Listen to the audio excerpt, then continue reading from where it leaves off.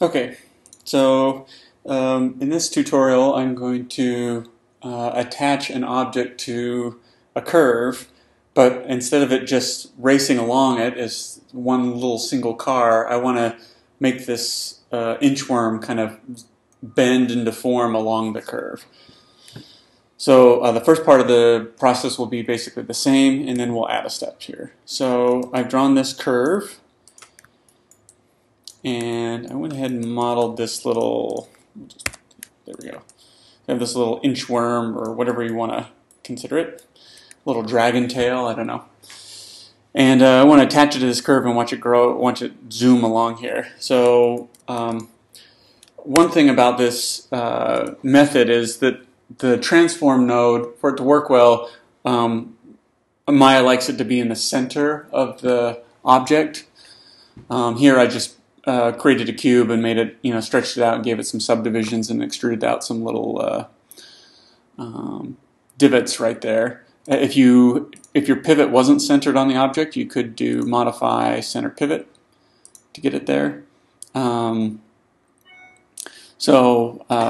Just something to keep in mind. I won't go into reasons why, but just set it up that way and it should work. All right, so I have this curve and it loops and it loops, and if I attach this object to it, let's go ahead and do this.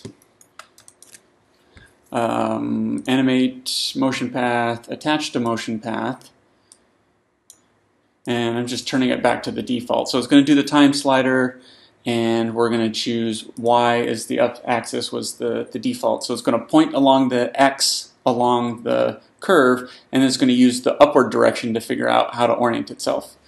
So if I go ahead and hit apply, I'll close this right now, and you can see this is going to flip. So it flipped right there. It's going to flip back that way. It's going to flip underneath because it keeps getting confused. The Y right here is trying to point up. So every time it gets upside down, it switches 180 degrees on its banking and tries to point up. So that's not going to work for us. Let's do what we do. So several ways we could do this. We could have drawn our curve from the top view, so we did this on the flat. So just from the top view, we lay it down, and then we could point the Z up. Or we're going to use a different trick here. We're going to create an object. I'm just going to create a locator. Yeah, I'll just move it out here a little bit. Okay, some little direction. And I'm going to select my curve and inchworm object, and I'm going to go up to animate motionPath and choose the option. And this time it's going to be along the time slider, follow X, and so X is the direction that is going to go along the curve, but Y or Z, we have to tell which one of these we'd like it to point to figure out which direction is up. So instead of the Y, which because this curve goes up and down is going to be problematic, what I'm going to do is give it a object to point at. And I already typed it in there from just working up this example, but we'll just call it locator 1, or we can rename it if we want. Point at. All right, we'll make sure the name is the same here. Point at. And the other thing we want to change, it's the Z that we want it to point. So there's the Z handle for this object. That's the direction we want to look at this locator. And it's already set up that way. So select both of those again. I still got my little attach to motionPath open. Object up. It's going to point at the object I named point at. And we'll just hit apply.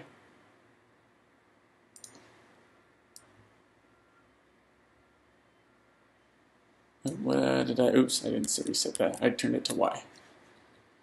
Did I click on that? I don't think I did. Oops. Not that one, not yet. There we go. Yeah, I didn't change it. So make sure you set it to Z, not like I just did. So again, the X is going to go along the curve, and the Z is going to point at our object. We'll go ahead and hit apply. And you can see it's still banking a little bit because it's trying to orient to this object that's right here. Okay. So it's doing, as it gets towards the end, it's going to bank a little bit more. But what if we take that locator, which you really can't see, and now let's